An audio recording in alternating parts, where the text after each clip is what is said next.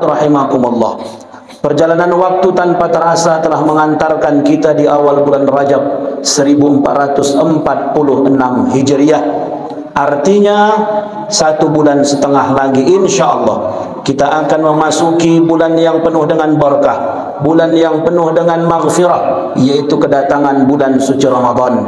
Maka Rasulullah sallallahu alaihi wasallam mengajarkan satu doa yang biasa kita baca, Allahumma barik lana fi Rajab wa Sya'ban wa ballighna Ramadan. Ya Allah, berkahi kami di bulan Rajab dan di bulan Sya'ban, serta sampaikan umur kami sehingga kami bertemu dengan bulan suci Ramadan. Tidak ada amalan khusus di bulan Rajab. Yang terpenting adalah bagaimana kita sudah mulai meningkatkan kualitas dan kuantitas ibadah kita.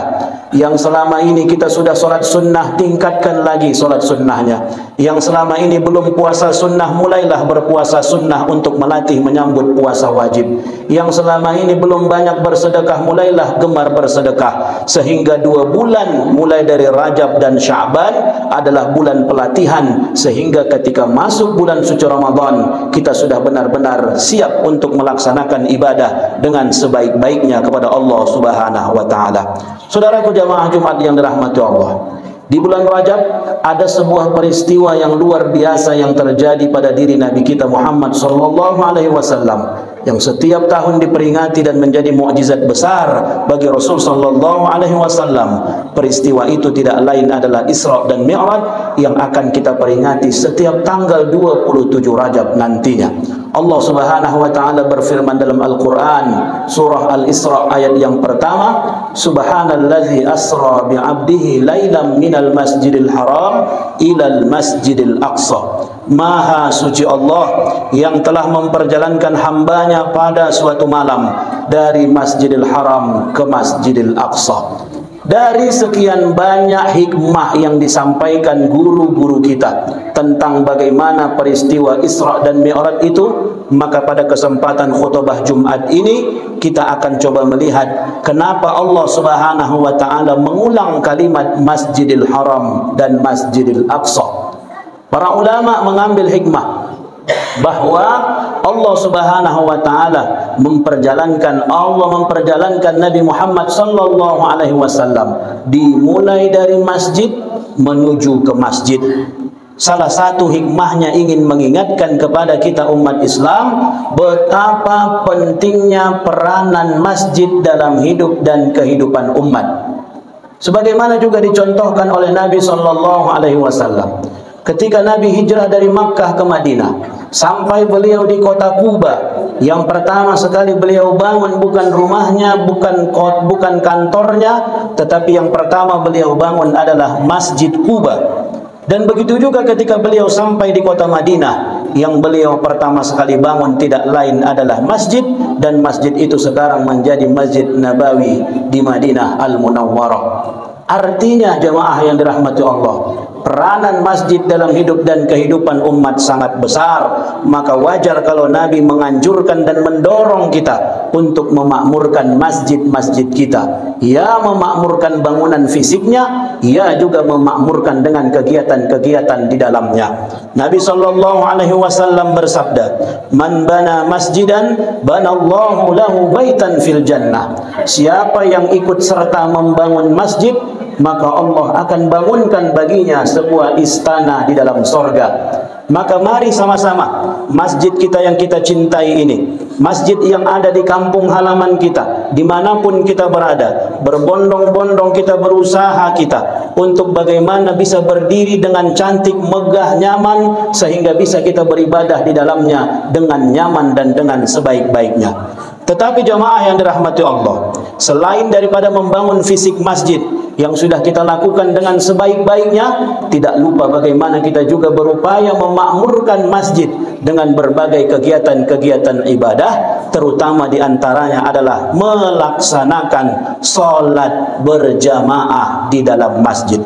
Kita bersyukur jamaah yang dirahmati Allah, kalau berjalan kita dari Rantau Prapat sampai ke Medan, hampir sepanjang jalan ada yang di tengah jalan mengutip sumbangan untuk membangun masjid. Satu sisi baik, karena niat untuk membangun masjidnya luar biasa. Terlepaslah kalau ada yang berkomentar membuat malu, mengutip di tengah jalan segala macam, tapi sisi lainnya adalah semangat umat Islam untuk membangunnya, itu yang harus kita hargai. Tetapi yang menjadi kendala dan masalah terkadang sudah siap masjidnya dibangun, sudah megah masjidnya berdiri, tetapi sunyi orang yang beribadah di dalamnya, sunyi orang yang melaksanakan sholat berjamaah di dalamnya. Aturan bagaimana semangatnya kita membangun fisik masjidnya, seperti itu pula kita semangat untuk memakmurkannya. Maka saudaraku jamaah Jumat yang dirahmati Allah, bulan Rajab bulan peningkatan amal ibadah. Salah satu amal ibadah yang perlu kita tingkatkan di bulan ini adalah, mari saudaraku jamaah yang dirahmati Allah, kita makmurkan masjid dengan salat berjamaah. Betapa Nabi SAW dalam banyak-banyak hadis mengingatkan kepada kita dan memberikan motivasi semangat bagi kita. Di antaranya kata Nabi SAW, salat berjamaah itu pahalanya 27 kali lipat ketimbang kita salat sendiri di rumah. Yang kedua, ketika kita berangkat dari rumah dalam keadaan sudah berwudu, melangkah menuju masjid, maka langkah kanan itu dihitung satu pahala, langkah kiri dihitung sebagai penghapus satu dosa. Dan ketika kita sampai di masjid, kemudian kita berada di dalam masjid, selama itu pula malaikat mendoakan kita, Allahumma gfir lahu warhamhu, ya Allah ampunkan dosa hambamu ya Allah, ampunkan dosa hambamu yang ke masjid ini ya Allah, sayangi dan rahmati dia ya Allah. Bahkan dalam hadis yang lain Nabi mengatakan, siapa yang sholat berjamaah kemudian dia bisa mengejar dan mendapatkan saf yang pertama, maka para malaikat berdoa dan bersolawat untuk orang-orang yang duduk di saf yang pertama. Oleh karena itu jamaah dirahmati Allah, mari di bulan Rajab yang mulia ini, salah satu bulan haram yang dimuliakan oleh Allah Subhanahu wa taala, ibadah yang mesti kita tingkatkan adalah melaksanakan sholat berjamaah. Kita bersyukur kepada Allah kalau sudah ada masjid yang sudah mulai dengan gerakan sholat subuh berjamaah. Mudah-mudahan ini terus kita gencarkan. Di Kota Rantau Prapat yang kita cintai ini, sudah rata-rata masjid di hari Ahad subuh itu ada kuliah subuhnya. Sudah hampir rata-rata masjid-masjid di Kota Rantau Prapat ini BKM-nya sudah mulai semangat. Setiap Ahad subuh ada pengajian, dipanggil ustadz untuk ceramah, setelah itu dibuat ada snacknya, bahkan ada lagi yang sarapan bersama untuk membina ukhuwah Islamiyah dan memakmurkan masjid dengan gerakan sholat subuh berjamaah. Ini perlu kita contoh dan perlu kita hidupkan agar semua masjid di Rantau Prapat ini punya gerakan sholat subuh berjamaah. Hari Ahad beramai-ramai kita ajak keluarga kita untuk sholat subuh berjamaah di masjid. Begitu juga dengan sholat-sholat yang lainnya, agar kiranya kita yang mencari nafkah, dan kita bersyukur masjid-masjid di tengah kota, begitu azan zuhur ramai masjid. Yang sibuk bekerja, dia singgahkan keretanya, dia singgahkan kendaraannya, masuk ke masjid, sholat zuhur berjamaah. Ini sesuatu yang perlu kita tingkatkan dan kita pertahankan. Kenapa jamaah yang rahmati Allah? Kita sibuk mencari rezeki, sementara kadang kita lupa kepada yang maha memberikan rezeki. Apalah salahnya 5 menit, 10 menit kita luangkan waktu kita, singgah sebentar sholat zuhur, singgah sebentar sholat asar, singgah sebentar sholat maghrib, dan terlebih-lebih lagi adalah sholat isya berjamaah.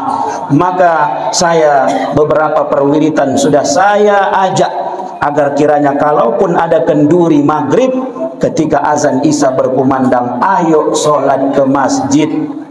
Karena yang menjadi permasalahan kadang-kadang ada kendurinya ramai dekat masjid, tetapi begitu azan isya sunyi masjidnya. Ketika sholat isya sunyi masjidnya. Orang lebih bertahan di tempat kendurinya ketimbang melaksanakan sholat isya berjamaah di masjid. Sudah ada beberapa perwiritan yang saya ajak, kalaupun habis maghrib makan, begitu azan isya ke masjid dulu, sholat isya dulu, habis sholat isya di masjid baru balik sambung kendurinya. Ini kadang-kadang azan isya di masjid, masjidnya cuma ada muazzin sama satu makmum, berdua lah mereka sholat, yang lainnya kenduri makan-makan semua. Apalah salahnya? Habis maghrib makan dulu, habis itu kemudian sholat isya dulu ke masjid, kembali lagi ke tempat kenduri. Kenapa? Kata Nabi SAW, kalau kalian tahu betapa hebatnya pahala sholat isya di masjid, la ataihuma walau haqwan. Niscaya kalian akan datang merangkak-rangkak ke masjid itu kalau kalian tahu pahala hebatnya solat Isya di masjid. Cuman karena pahala solat Isya itu tak nampak, akhirnya kita pun duduk santai seolah-olah biarkan saja solat berjamaah Isya. Akhirnya sunyi masjid, tetapi tempat kendurinya yang ramai. Ada sudah beberapa perwiritan yang mencoba seperti itu dan berjalan, dan semuanya perlu pembiasaan. Asalkan mau, bisa. Tapi kalau sudah cerita tak mau, tak ada yang tak bisa. Maka oleh karena itu, bulan Rajab peningkatan amal ibadah, salah satu yang perlu kita tingkatkan adalah ambil hikmah dari Isra Mi'raj, adalah makmurkan masjid, bangunan fisiknya kita siapkan, dan mari solat berjamaah di masjid agar Allah memberikan rahmat dan ridha kepada kita semua. Barakallahu li wa lakum fil Qur'anil azim wa nafa'ni wa iyyakum bima fihi minal ayati wadh-dhikril hakim. أقول قولي هذا وأستغفر الله لي ولكم ولسائر المسلمين والمسلمات فاستغفروه إنه هو الغفور الرحيم.